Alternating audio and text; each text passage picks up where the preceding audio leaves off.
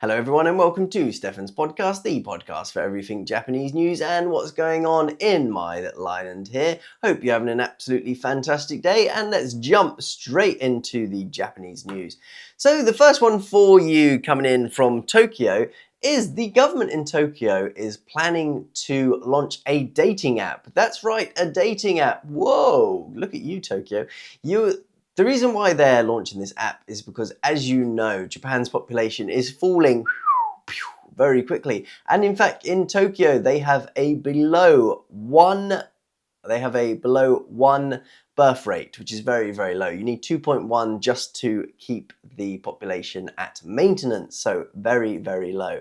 What do you think about this? Would you sign up to a dating app made by the government? It feels very Orwellian to me. Very, very strange to have the government know who's dating, who's looking for partners. Little bit weird. Personally, I don't like it. But the reason why they made this app, even though, you know, there's Tinder, Bumble, about a million others, OkCupid, I don't know the rest. But there's hundreds of dating apps out there. So why are the government doing one themselves? Well, they said it's because they hope that because it's a government one, it's going to break the stigma of online dating. Because many people who do online dating, they don't want to talk about it. They're a little bit embarrassed. But they're hoping that because it's a government, people go, oh no, this is a good one. It's made by the government. It's good. I don't think I would sign up for it if I was in Tokyo. There's plenty of other dating apps out there which are pretty good. Yeah, not for me. I'll stick to, well, I'm not dating anymore. But if I was, I would go for Bumble or Tinder, whatever you're into. Or maybe just try and go to a bar and meet someone. Do it the old-fashioned way. That's good enough for most people. It's difficult, takes courage, but you can do it. I believe in you, Japan. You can do it. Okay, so next news story coming for you today is, this is just a super Japan story for you. Japan, the only country in the world that seems to still be using floppy disks. Yes, when was the last time you saw a floppy disk? Or have you ever seen a floppy disk if you're below the age of, 20? The last time I remember seeing a floppy disk was like 10 years ago when I was clearing out a warehouse. These is super old technology, but Japan still require submission of floppy disks under some laws. This is crazy, but Japan is set to abolish rules that require these submissions of floppy disks. This is the digital master, that's right, the head of the online or digital bit of Japan. He's trying to make it so that you don't need them anymore. I can't believe you still have to submit floppy disks, but Japan makes its own rules. So they're looking at moving onto new technologies and they want to get ahead with the times. Getting rid of floppy disks is not getting with the times, I can tell you that now. That isn't even close, Japan. But a step in the right direction nonetheless. I can't believe these are still required for some digital things in Japan. This is crazy, but hey ho, madness. Okay, so moving on to our next story for you. Okay, yes, so last week I touched on this a little bit with the news story. I said that people in Tokyo were protesting over the government's plans to change the immigration laws. So I sort of did half of the story on that. So along with the policy that makes it so that if you are on permanent residency, that if you commit a crime or you don't pay taxes, then they can send you back to your own country. They can deport you very, very easily. There is also some benefits that are coming along with this, I guess. To get more people to the country to work, they are trying to loosen the rules around working in Japan on a working visa. So things that they were trying to do was encourage training programs for people from different countries and also making it so it's easy that you can change jobs within the same industry. I know on the visa that I am on, I believe if I change companies, I have to almost reapply for a visa. I have to notify them that I'm doing it. It's a lot of paperwork, and it's actually, I think, really good for people to be able to come to Japan and change companies if they're unhappy. Because, you don't know what a company's like until you get there. And having the flexibility to change companies, that's going to give people a lot of good night's sleep. I really think so. And in theory, it should hopefully push the salaries up because there's more competition for people who come here and want to work in Japan. As soon as you get a visa, you can maybe go to a better, higher paying company. I like this policy a lot. I think that's good. What I don't like is the ability to kick people out of the country easily if they don't pay tax or commit a crime, because Japan are not the best and they do not have the best legal system. That is the thing. Their legal system is very, very poor. They have something like a 90, 95 or 99% conviction rate, a ridiculously high conviction rate that no country should have. Too high. And it would be all too easy for a foreigner to accidentally commit a crime, be punished for it, and then be deported. Don't like that. Don't like that one bit. No, thank you. Oh, so here's another news story for you. Trains. Everyone has to get the train. But a train company in Chiba Prefecture are trialing this new system where you no longer need your credit card. You don't need Suica, you don't need anything to pay for the train. Well, how do you pay for the train, you ask? You pay for it with your lovely face. So what you do is you upload your photo to a database with your credit card info, and then at the turnstiles, they have like an AI system that measures your face, reads your face, and then connects it to your credit card.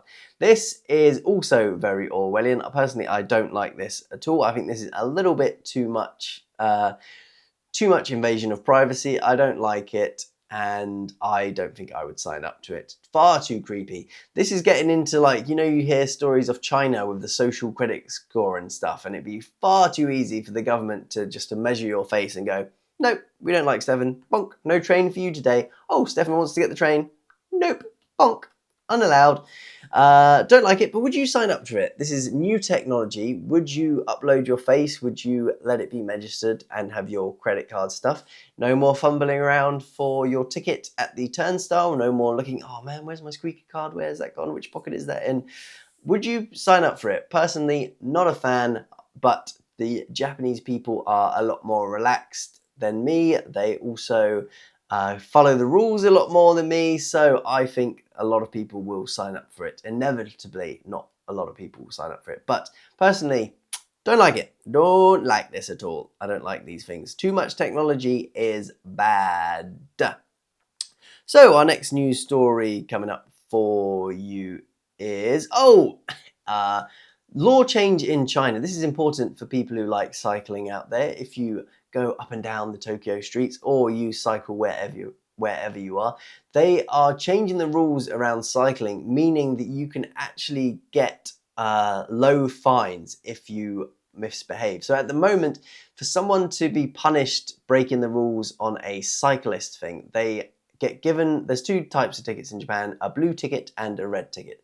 A red ticket is you're basically in a lot of trouble. You're going to have to go to court. It's a whole big thing. It's a problem. These are for crimes like drunk driving when you're cycling.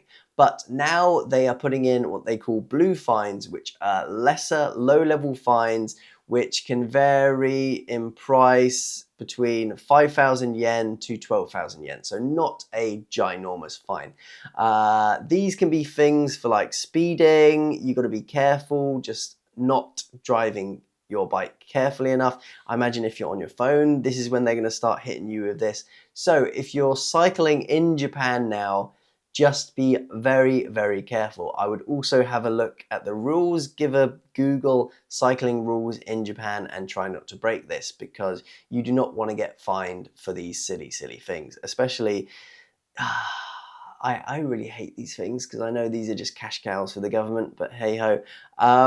Yeah, so 5,000 yen is apparently the minimum for one of these fines, and the maximum is 12,000 yen. You don't want to have to pay this if you come here on vacation, and if you live in Japan, you don't want to lose 10,000 yen like that just for cycling the wrong way. So be very, very careful. Have a little Google of the rules. Don't get caught by this. You have now been warned. Okay, so the final story for you in our stories of the weeks. We're moving away from Japan and moving over to China. I couldn't believe this when I first saw it. This is a huge fall in house prices in China. So China's new home prices drop in May in over 97% of all cities. So that's basically all of China. The new house prices have gone through the ground. It's plummeted. I mean, I can kind of understand it. Have you seen some of these horror stories of the new builds in China where they're pulling like hunks off the building and it can come off? You can just go up to it, like pull off a huge bit of what should have been cement, which obviously isn't cement, just comes out like nothing. Ugh, no thanks. But this will probably have wider implications all around the world. China is a huge market, and we're going to see some problems from this. So prepare yourself for a next recession. I don't know, but this is bad. This is bad. If the countries are so interconnected in the market now that if one country struggles, everywhere struggles, especially a huge market like China. This is not good. Of course, Japan, the yen is falling into the ground. I don't know how they're going to fix that. But the outlook for the economy of the world isn't particularly good. Who knows? A lot of elections coming up here. We've got the UK election coming up in July. There's the US presidential election coming up. Maybe that fixes it. Probably not.